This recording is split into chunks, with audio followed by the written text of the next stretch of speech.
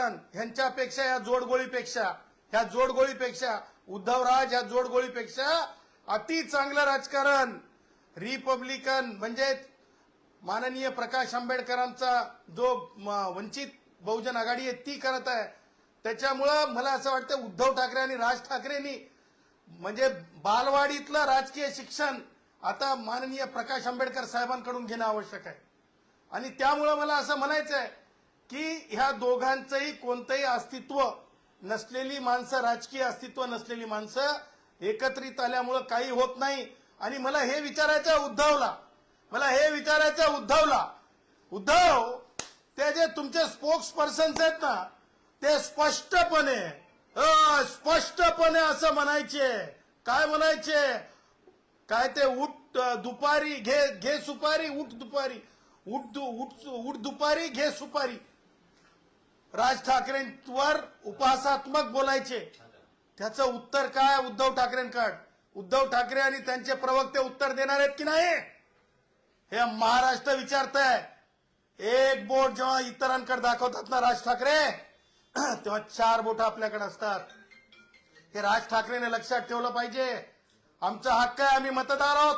कष्टकरी जनसंघाची कष्टकऱ्यांमध्ये ताकद आहे आणि म्हणून त्या ताकदीवर आम्ही तुम्हाला विचारत आहेत। तुम्ही जे म्हणताय ना की राजकीय म्हणजे लहान लेकरं पळवतात तसं राजकीय युवकांना पळवलं चाललंय असं राज ठाकरे बोलले, बरोबर? त्याच प्रकारचं वक्तव्य केलं। मला हे म्हणायचंय राज ठाकरेंना की तुम्ही जे पळवापळवीची गोष्ट करता ना त्या पळवापळवीचा भाग तुम्ही सुद्धा आहात की नाही ते सांगा। कारण तुम्ही मला असं वाटतं म्हणजे तुम्हाला स्पर्धाच माहिती नाहीये। तुम्हाला मला तर म्हणेल की तुम्हाला ते कोणता खेळ असतो आमचा खो-खोचा खो करत राज ठाकरे मला असं वाटतं कुठपर्यंत पोहोचलेत तर उद्धवच्या राजकारणापर्यंत पोहोचलेत। आणि त्याच्यामुळं मला हे म्हणायचं आहे की मला राज ठाकरे आणि उद्धव ठाकरेंची कीव येते, दया येते। ह्या कारणासाठी आज राज ठाकरे आणि उद्धव ठाकरे कुठे गेलते ते होते कुठे आहे बघा, आणखीन तिथे अधिकृतरित्या बांधकाम झालेलं नाही। उद्धव मुख्यमंत्री होते, उद्धवचे लोक म्हणजे महापालिकेमध्ये सत्तेत होते, परंतु तुम्ही एक मला सांगा की तिथे त्या शिवाजी पार्कमध्ये तशा प्रकारचं बांधकाम करण्याची मुभा नसल्यामुळे ती याचिका सुद्धा मीच दाखल केलेली होती।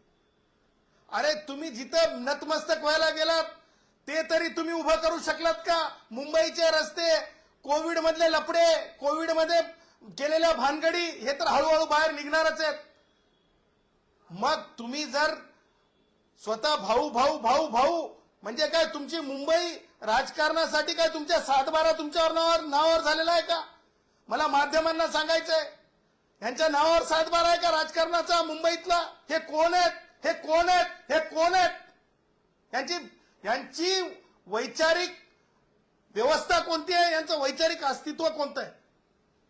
कधी मामूजान भाईजानला म्हणणारे, भोंग्यावर बोलणारे, आता एक भाऊ भोंग्यांसोबत राहून वरडून आलाय।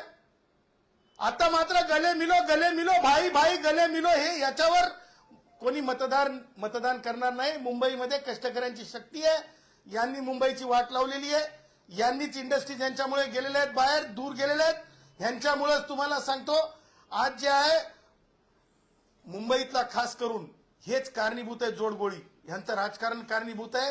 दादर, परेल, लालबाग, माहीम ही जी लोकवस्ती आहेत ह्या लोकवस्तींमध्ये युवकांची बेरोजगारीला हे कारणीभूत आहेत। हे स्टंट करायला लावतात स्वतःच्या औलादींना आणि राजकीय मोठे करायला पाहतात, परंतु आज जी बेरोजगारी आहे, आज मराठी म्हणून तुम्ही बोलता, कुठे गेला तुमचा मराठीचं